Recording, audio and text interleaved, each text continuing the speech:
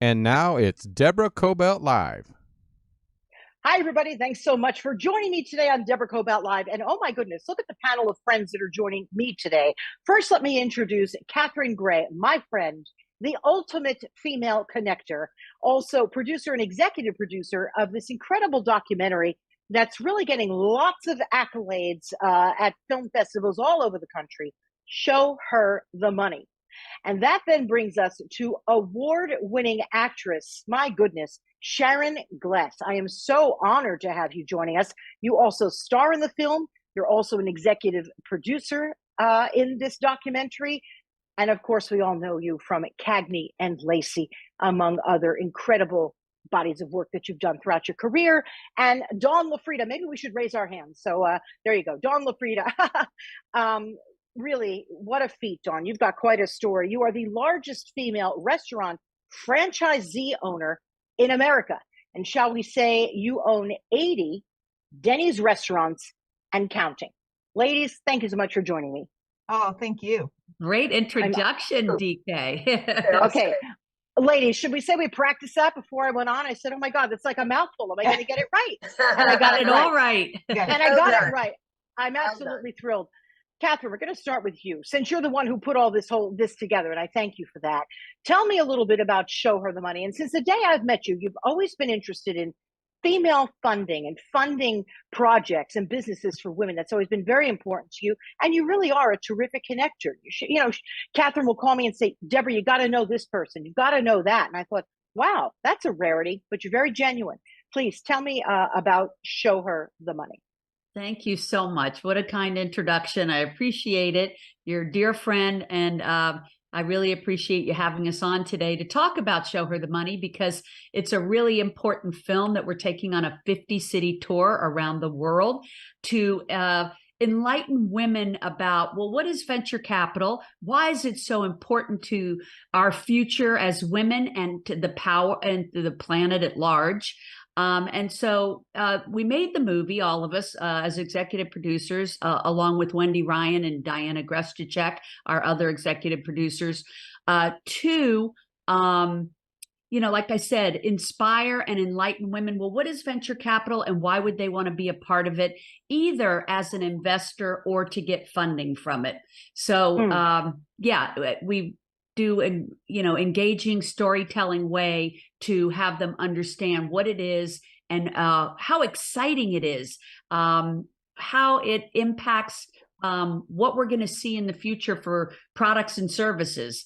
So anyway, we're just having a great time on the film festival circuit together. We've won awards for Best Feature Documentary at every festival we've been to, right, ladies? Right. Absolutely. Dawn, let me ask you, and Sharon, you're going to go next. We're going to kind of do it like we're in school. Next and next. Okay. Dawn, talk to me about the amount of, I believe that female business owners or entrepreneurs who are trying to really get a start, they get 2% of the venture capital that's out of the billions of dollars that's out there. Yes. Please talk to us about it. You could probably explain a little better than I can, please. Well, I'm going to do my best. I'll give it my best shot. And I'm going to say, having done the documentary, I learned a few things I didn't know. And I didn't know the disparity between men and women was so huge. So yes, of the 238 billion with a B in 2023, women get 2% of that money. And, I find it astounding because it makes me realize that we are always going to have to fight for our share. Yeah. Let me ask 2023, my goodness. And you would think it would be a little more level of a playing field, but I think the movie teaches a lot about that. And I think it will change things because I didn't know how much I really needed to invest in women. I invest, but I need to make it a priority to invest in women. Yeah, and your story is quite incredible. We're going to get into that a little later on. Sharon, you're a bit of a trailblazer, right, with your career. One of the first out. I've been very fortunate to have gotten in. When you're my age, you sort of get in early, But this disparity between men and women financially is something I was not aware of. I certainly was aware that men usually make a lot more money than women do, actresses and actors. When Tyne Daly and I played Cagney Lacey, were the highest paid women in television. But it never occurred to us, sorry, I know my glasses, to ask what the men made. Yeah. And so I feel very honored to have been part of Cagney Lacey, to have helped women change their lives based on what Cagney Lacey could offer them, you know. And this is a whole new subject for me to be involved in. When I was young, it was bad taste to discuss money. For women to discuss money. That's how I was raised. And when I was young, we didn't have credit cards. Women didn't, unless your husband paid.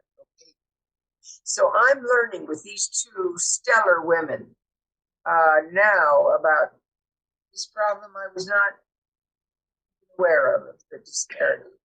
Well, also, I'm sure when you were coming up in the television industry, right, there were very few, if any, female directors, female producers. Look, in the short amount of time. We hired them on Cagney. There you go. I like to hear that, Sharon. I like to hear that. Oh, and I might add, I forgot this part of the introduction. You and Dawn are best friends. So that's an important little nugget that I want to make sure we got out there. We don't want to miss that. That's the most important part of the story. That's how I was fortunate enough to be involved. Dawn introduced me to Catherine, and I fell in love. Yeah, that's easy to do. So, Catherine, this film follows 4 women primarily. Can we go through them? And anyone can jump in at this point. We've done our intros. We've been polite. Now, just like we can jump on each other as long as it's appropriate.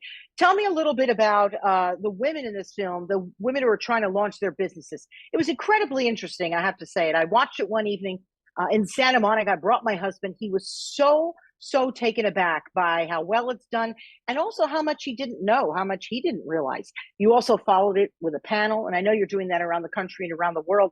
But why don't you tell me about the women involved in this terrific film? Well, we have 3 types of women that make up the venture capital ecosystem. So first, we talk about the women that are starting these venture capital funds.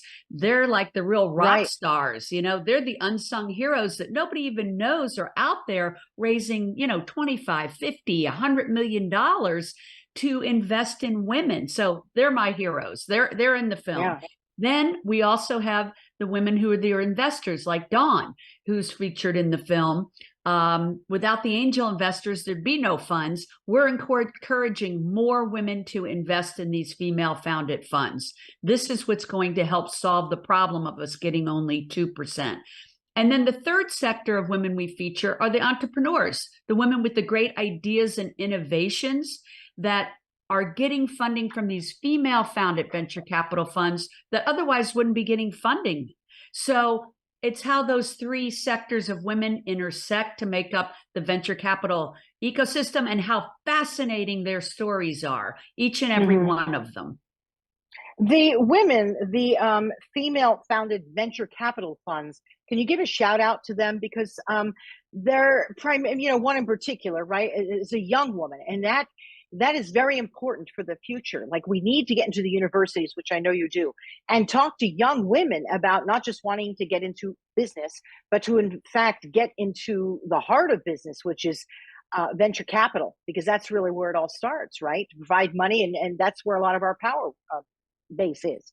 Yeah, and correct? I'm going to let Dawn address that because she knows Pocket very well. She's invested in her. And I just want to say, too, bringing Sharon into the fold is that it's been really super important for us because her gravitas and notoriety for being a feminist all these years has brought a lot of great press to our event. As you probably know, we were just, her and Tyne Daly did a reunion on our LA premiere red carpet that you were at that ended up in People magazine with Taylor Swift on the cover. Talk about luck. And and so we're so appreciative to Sharon because look at her, 80 years old. She looks fabulous. And that's a lie. I don't believe it. Carrying that torch, you know? I'll give you the name of the light later. No, but it is true. No, but you're right. And as I mentioned to you earlier, when you, Sharon, started out, it wasn't always this way, right? It's great that you both were making the highest amount in a TV series, but what was happening at that time, but what was happening around you was, there were men making the decisions for you. Yeah. Did you ever exec produce any of those episodes? No, it's not my skill. I'm an actor, and I love being an actor, and I don't have that skill of producing. I married a producer, however. I married the man who created Cagney Lacey. Just to secure myself a speaking part. No, you got that. No, you married him well after you got the job. You got the job by your big girl self. Yeah, no, I think we all know that, just her talent alone. 1 minute on screen, that's all you need. But Dawn, let's get back to you. You were going to address Pocket and some of the others who are involved in the venture capital. And that's where it all begins. You know, they're providing the money. Talk to us a little bit about that. I just don't think people and women are familiar enough with this area and how important it is. Well, they aren't. And I've lived in the business world for the last 40 years, and I wasn't either. And so it was really fun to get to do the film with someone like Pocket's son, who is, I believe she's 31 or 32 now. And I believe she's one of the youngest women ever to create a venture capital fund. And she's featured in the film. She travels the world to raise money for women. She invests in women. And I was so inspired by her. I, of course, made an investment. And then there's Wendy Ryan, who's also in the film as an angel investor, and she comes from generational wealth, which is really a great story because it also teaches people that when we're given money, what are our options of things we can do with it? And if we as women don't start supporting other women, we're not going to create wealth for women. So there's some phenomenal women in the film. There's also other women funds that have guest appearances in the film, like Emmeline Ventures, like Alternative Wealth Partners, Kelly Winget. So they are such smart women. I wish I was as smart as they are when I was younger, but I'm learning, from them every day. And they're out there teaching women what to do, what to invest in, making the best picks, and really offering opportunities for women who think, well, maybe I don't have enough to invest. They're out there saying, well, there's ways. So for instance, I know with the Emmeline Venture Group, what their typical starting point is a little higher than maybe some people can afford. But if you're a first-time investor, they make allowances for you and they help you. And I think that's a pretty cool thing for a woman who thinks, well, I've only got this much and I want to do something with it. They're there to help. So a great mix of women across the board, from the products that are featured in the film to the women who are the angel investors and the women who are creating the funds. I mean, it's a really diverse, well-rounded group of ladies. And based on what you just said, Emmeline and all these other women-founded funds, there's many of them out there that, I think people have an idea that in order to invest in venture capital, you have to have like $250,000 or something. Not true. As little as 25,000, maybe even less, you could invest in venture capital. And when you come to the film, you walk out of the film understanding, oh, that's what venture capital is. Wow, it's not that confusing. And what an important asset class that's been overlooked by women because they didn't know about it. So instead of investing in the public market, you're investing in these companies before they ever hit the public market, which is where all the money is made. But women have been shut out of that. They don't know about it. And so we're here to say, hey, you're getting the short end of the stick. You need to come see the film, learn about it, step into this venture capital world. Because women, you tell them they're getting the short end of the stick, they're going to rally around and rise up and solve the issue. We're not going to settle for 2% anymore. We're going to rise up and have more women invest in venture capital, which will then have more men invest in it and attract more institutional investments. That's the purpose of the 50-city tour. We are on a mission to change this and to get more women funded through venture capital. And you had mentioned, Deborah, that we should be in universities and sharing this story. And I just want to let everyone know I'm going to be at the Marshall USC, University of Southern California Marshall Business School, with several of the women from the film on a panel called the Athena Summit on March the 7th from 1 to 6 at USC. So people can, look online and see if they can get tickets, but we are hitting the university circuit as well. And, if people want to know where to find us, Deb, they just go to showherthemoneymovie.com, our whole 2024 schedule's there. We're adding them every day. We're going to be in Palm Springs Monday. Me and Sharon and Don will be there. We're going to be in San Diego. The three of us are going to be in the Santa Barbara International Film Festival on February 15th. So there's so many ones, no matter where you are in the country or in the world, you can come out and meet us in person and see the film and talk to us about it. And we're excited about the tour. Let me ask you this. The women that were featured in the film, the entrepreneurs, how do you get a seat at the table with a venture capital company for them to even take a look at what you're doing? You know, a lot of people will think, oh, I'm going to go to my local banker, right? That's been the traditional route. Or like Dawn did quite some time before, you put your initial investment on credit cards. Ooh, do I love that story. We'll get into that later. But right, for the most part, a lot of women still think I'll go to the local bank. Or my it's local like banker. Sharon said in the movie, back in her day, you couldn't even get a loan without a man signing for you or a credit card. Think of that. I hope the young women in the audience can appreciate what they are capable of doing, right? But things have changed. And of course, now you can, as a woman, get a credit card or get a loan, but you can also get funding from angel investors, venture capital. There's other things out there. Not every company is meant to do venture capital because it's really for those that want to scale largely. Companies like that we feature in the film, companies like Archer Ruse or Dapper Boy. You know, there's all these incredible entrepreneurs that are in the film. And Sharon was with us when we were filming this, the pitches. Maybe you want to mention being there, because I know it was her being on the set that made her decide, yes, I want to get behind this project that's helping women and helping the world at large. Sharon, would you?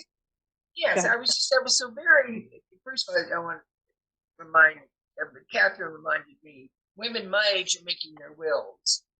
And in case there's a little extra money that you have, that you've been blessed to have, you might want to look at investing in women. Yes. But that's one of the stories, just not supposed to, that is a pleasure to tell, is when I was invited to watch the women pitching. Dawn was going to be one of the women who was being pitched to. And she said, come on with me, see what's going on. And I became so touched by that afternoon. And that's when I met Catherine, and I wanted to be involved. There was a woman who was pitching. She's in the film. I think it was Vicky. Vicky. Yeah, and Vicky, she was pitching to this group of. Hey, Sharon, I'm having a hard time hearing you a little bit. Maybe move a little closer to the mic. Sorry. Oh, okay, sorry. The Anyway, different when we're pitching to these very impressive, this panel. And there was this one woman who had all her words on a screen. She was prepared. But like all of us, when you're doing a pitch or you're doing dialogue, sometimes you get frightened. And she went, as an actor would call it, you go up.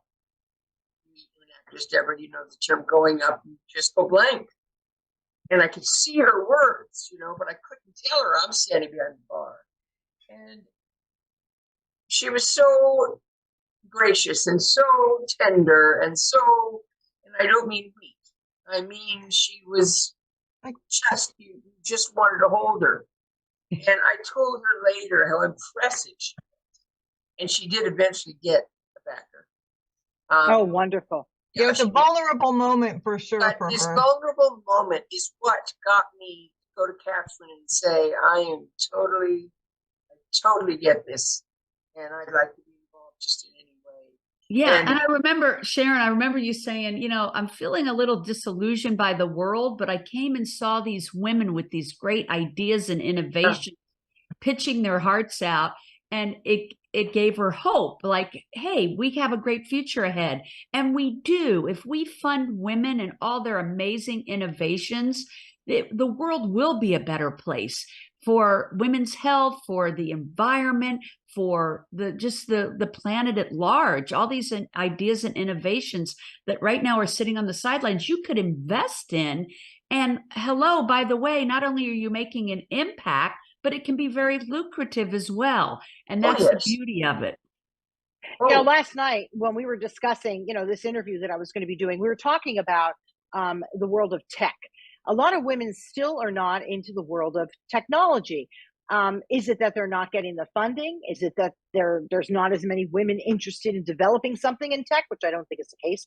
But I know that there's a really large disparity between men getting funding in the tech world and women getting funding. Well, am I correct about that? Let me chime in on that for a moment, because we do have one woman featured in the film, in a small part, who is doing something tech-wise that's pretty special, comparable to IMDb. It's called Hustle Up, and she's really smart, has lived in the tech world, and is bringing her brains and talent to the tech industry. And we also have women who, you know, in building these funds have either worked in the tech sector, and we have investors who've been in the tech sector moving to like investing in the film, investing in the women. So maybe they're not have a product at the moment, but they're involved in some way, like Bridget. There's several people involved in the film that come from somewhat of a tech background. But you're right, it's not at the level of men. For sure. We've got a lot of work to do there. And I think that's something that we can really, as we move on with the film and stories, look for stories where we can feature women who are trailblazers in that field and need to be highlighted a little. Yeah, it's very important. I mean, the film is such, go ahead. It is such, I find this film such an emotional piece. Oh, of course. But it is, see the tears, the joy, what happens when they succeed, when they're given a chance and they succeed. It's fantastic. It's just, it's a great piece. Yeah, I think it's rare you see a documentary that you actually inspired by and educated by, but it also makes you laugh, makes you cry. Oh yeah. You know, it's kind of a special combination. To offend everybody. And I would say thanks to our director, award-winning Kai Dickens, who you know, took the vision and made it a wonderful storytelling adventure as you learn about all the women and their adventures. And people, like I said, it makes them laugh, makes them cry. Not too many documentaries do that and are poignant at the same time. So it's just a wonderful combination. I think it's why it's been so well received wherever we've gone. Right, ladies? Oh, totally. Well, what was also important was that you featured women of different ethnicities, color, sexual orientation, right? It just sort of crossed the board, and you realize that as women in particular, we're all in this together.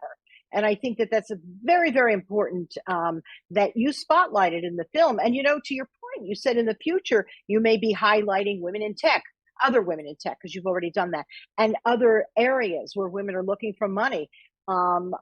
Perhaps in sports, right? There's quite a bit going on in sports. I mean, this is endless.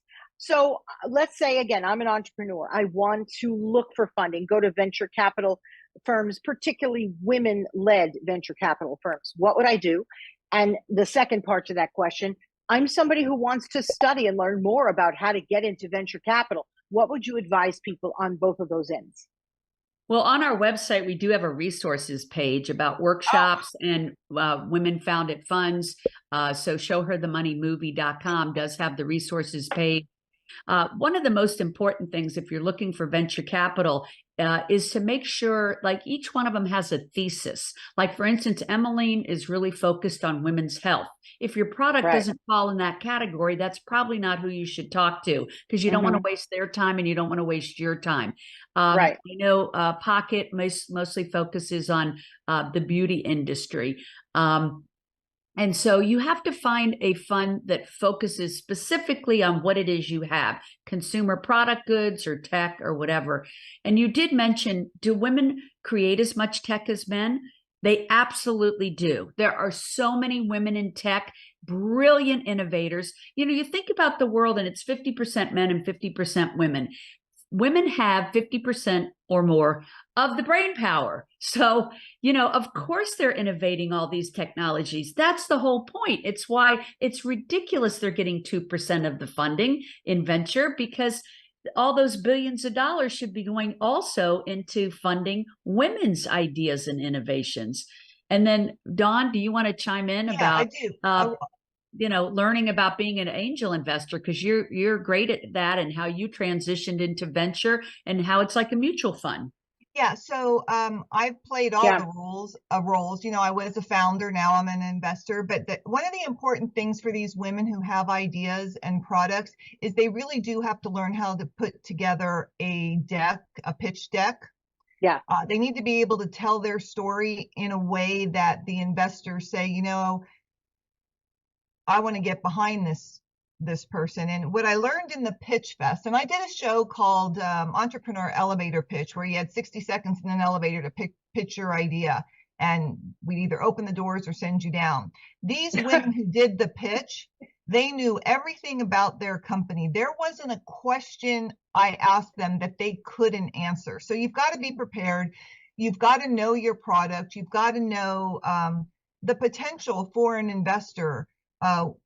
What your run rate is, how long it's going to take to get your product launched, how much money you need. You've got to know your company, because you can't just say, well, I've got an idea for a hairbrush, right? You've got to go deeper than that. So where Catherine talks about on the website, the resources for, the seminars and such. I mean, one of the girls featured in the film, she joined one of Pocket's, what was it, Catherine? It was like a Pitch Fest competition, right? And she didn't know what a deck was, and she learned, and she ultimately won second place and got $100,000. And now she's well on her way with her product. And so you've got to do a lot of work yourself. And I think, owning your own business is hard. It doesn't happen by dumb luck. It's hard work and tenacity, and all the struggles that the ladies have today, I had 40 years ago, so I can see what they're going through. Am I going to meet payroll? Can I pay rent? What are the sales going to be this month? So when you can put together a deck and know what your year looks like and what your path to success is, I think you're going to have a better idea of what somebody's willing to do for you. They're going to believe in you. You have got to be believable. You've got to sell yourself. So how are we going to raise this from women getting 2%? How do we raise it to 5%, 10%, and eventually 50%? How do we get that up there? Yeah, we spread the word. We share the story. And I will tell you that I've had a few women, since they've seen the screening, have already invested just from what they learned. And not just women. I've found men to do that too. And, this is like, back when Sharon was in Cagney and Lacey, they were the first women ever to be cast as female leads in a drama series, right? Nobody thought that was possible, right? Obviously, it had never been done before. What happened was the men would decide, oh no, we're pulling this show. We don't want 2 women leads. And then the audience would say, no, we want it back. And 3 times that happened. They threw it off and brought it back. And I'm bringing this back to what we're dealing with today. You're saying, how are we going to change it? Well, it takes women ranting and raving, saying, we're not going to settle for 2%. And we're going to do something about it. We're going to become investors ourselves. There's women coming into trillions of dollars in the coming decade, more wealth for women than ever in history. What are they going to do with it? They need to invest in venture capital so that we get billions of dollars put into our businesses, not just for the sake of finances or money, although, hey, that's great too. It's a wonderful profit, but to impact the future. Women, I think, are more about, how do we make the future a better place for everyone? And they're more inclusive and more about, how do we nurture rather than fight? Right? So more women need to have that power. There's a lot of power in having venture capital money, venture capital investment. We decide 80% of the buying decisions right now. we need to impact more of the investing decisions, deciding where did the investment monies go. And that's what the film is about. I want to briefly go through your careers, and again, very brief, but I want to start, of course, with Sharon. Such a recognizable face. You could be at, your local CVS and in walk Sharon. It's like, oh my God. In other words, you're so recognizable. I don't think recognize him quite as much. That's my place. Oh yeah, they do. Oh yeah, they do. But tell me how, it's quite a bit, but tell me how things have changed from when you started. And what was it like when you started? Did you have quite an uphill battle? I'm sure the answer is yes. As a woman starting out in your career, and particularly as a woman who starred in her own show. I did not, it was not an uphill battle for me. I did not admit I wanted to be an actress till I was 26 years old, which is very late to start. But once you know, you know. Yeah. That's it. Once you know in here, this is where it comes from. And there was one woman at Universal Studios who saw me and introduced and signed me to a 7-year contract, which became a 10-year contract. She then became my manager, and one woman believed. I lost your audio, Sharon. I lost your audio. Can you guys hear her? Oh. There you go. It's going in and out. Go ahead. One woman believed in me at Universal Studios. And I asked her why she signed me. She said, if I tell you, you'll become aware of it. I said, she told me. She said, nothing about me matches. Nothing fits. And I said, when she was true, I said, I don't know why she signed me. But it took this one woman who believed in me. And I often use this film as an example, because this is all about women, the power of women. And this woman was very powerful. That's a great story, because it's a perfect example of how women need to get behind women. Yeah. Look how it impacted your whole life. We as women need to get behind each other. My life, and it will always be that one woman who did it. Yeah, wow. I love hearing that. When was that? Back in when? She signed me in 1972. Wow. And led me through 10 years at Universal. And then when I left Universal, because the contract system ended, she then introduced me to Barney Rosenzweig, who created this series called Cagney Lacey. Incredible. Who later became her husband. Yes. Yeah, and what beautiful. She did everything that I have had. I thank this woman, Monique James. She had the power, but she chose to shine it on me. And without her, I would not be here talking to you. So thank you. Wow. That's beautiful to hear. That Cagney and Lacey had 30 million viewers. I don't know that there's many shows out there today that have that. I know. No, I remember. Sharon wrote a book. She wrote a book that tells her whole journey through, starting out, and because you do, Sharon, come from a little bit of Hollywood royalty in a sense. You come from a special family, and that's right. She has a great story. Nobody in my family ever did a good job. Please know that. Wait, let me just say this. Her book Wait. Let me interrupt you.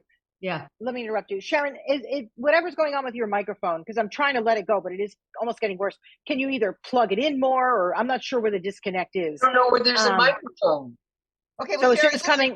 Look at your screen. Just be closer to your screen, I think. And all right. Hi. Maybe. Yeah. Look, it happens to me too. Don't worry about it. Can you hear me now?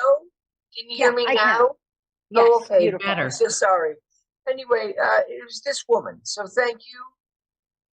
She's the one who believed in me, and I went on to the other producers, Barney Rosenzweig, certainly, who believed in me, and I'm here today because Catherine Gray. Thank you. Hey.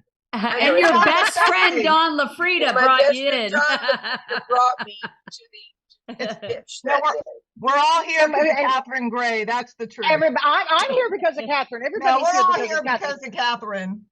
So and because we believe it. I just want to mention Sharon's book is so great. It's called Apparently There Were Complaints. And you can pick it up, of course, on Amazon, Barnes and Noble. It's really a fun read. It's also a great audio. It won awards for audio. It's like a one-woman show. Yeah. Okay, wait. I love the name of the book. And by the way, Catherine, you read my mind. That was my next question. What's the name of the book? And boom, there you go. See, we're all in sync here. So great as an audiobook. Now, again, you say the name again one more time. Apparently There Were Complaints. Boy, I got to get that book. I have to tell you, I have not read the book. I'm going to read the book. And Sharon, I'd love to have you back on to talk about the book. Can we do that? Your pleasure. And honored to send it. It's super good. It's super good. And I'm not saying that because I'm her best friend, because I'd be embarrassed and I wouldn't be talking about it if I didn't like it. But it is so good. I mean, you just don't want to put it down. It's a great read. And, one thing I want to talk about, too, that we haven't talked about, Sharon's been in a lot of TVs and movies, but Queer as Folk was also so groundbreaking for the LGBTQ community. The gay men love her. They're always coming up and hugging her and crying. I mean, her character on that was absolutely groundbreaking too. So let's not forget that. Queer as Folk. So fortunate. Absolutely magnificent. So blessed. Well, my teenage sons would say it's Burn Notice. They captured their hearts. Yeah, my wife loves Burn Notice. She's got something for everyone, I think. Now, let's talk very briefly, Dawn, because we're actually going to interview you after this separately. I want to interview all of you separately, but today it's going to be Dawn's turn. After this, we're doing a separate show. Dawn, very briefly, could you tell our audience about you? Let's start. You were 16 years old. I'm going to start it off. You were 16 years old. You were a hostess at a Denny's in Southern California.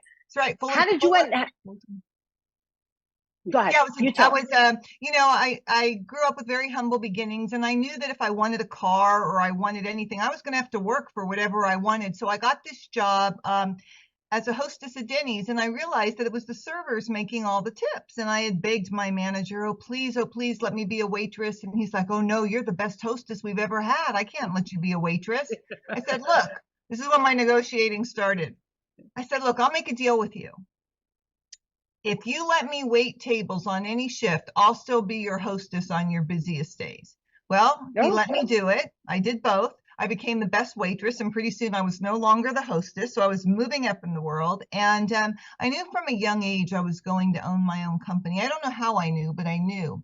And so when Denny's bought out a chain of restaurants that they were going to convert to Denny's, there was one store that they just couldn't get supervision to. It was in a lonely little mining town, and they offered it up to a friend of mine and I was 23 years old, and I thought, well, here's my sign. This is my opportunity. I said I was going to own my own company. And so, I just jumped through every hoop I could, took money out on every credit card, used every ounce of tips I had saved. And a friend of mine and I, we, packed our bags and bought our first restaurant. And then when the oil went bust in Texas in the 80s, another opportunity came up for me to become an actual Denny's franchisee. And I did that in 1986.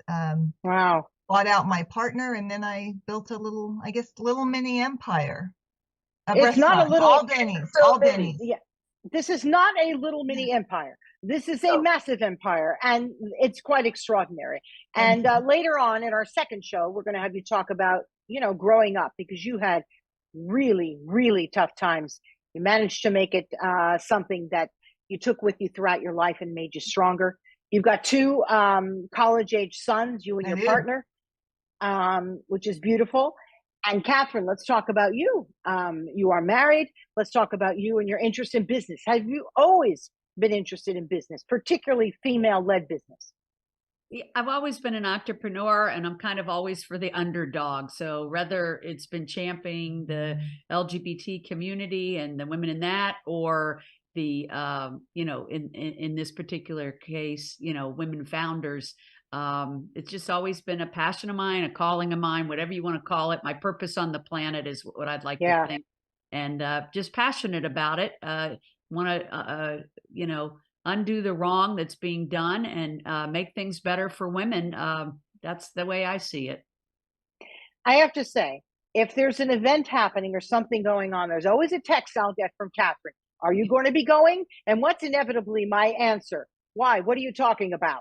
She goes, Deborah, there's an email. I'm like, well, what is it? And Catherine is always on top of everything. She always manages to invite people and include them because she thinks it's something they'd be interested in. Or they, I just really have to thank you for that, Catherine. You really walk your talk or talk your walk, whatever it is. So thank you very much. She sure is does. there any, absolutely. Is there anything that I neglected to ask you about Show Her the Money, about your upcoming tour, about how women can get involved? Because this is very important to me. It's stayed with me since the day I saw the film. And I want other people to get involved. I really do. Thank you. Thanks. I mean, we just want people to come out and see the film. We also want people to come to our site, sign up to screen the film in their cities.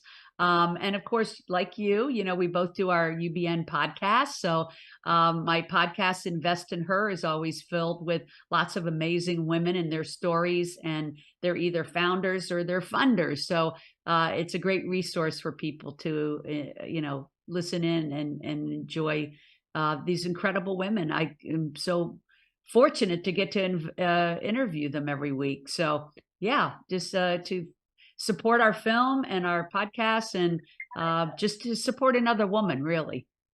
Yeah. And if you're younger and you're listening and watching this, study, go to the website, learn more about venture capital. It's everything. Get involved.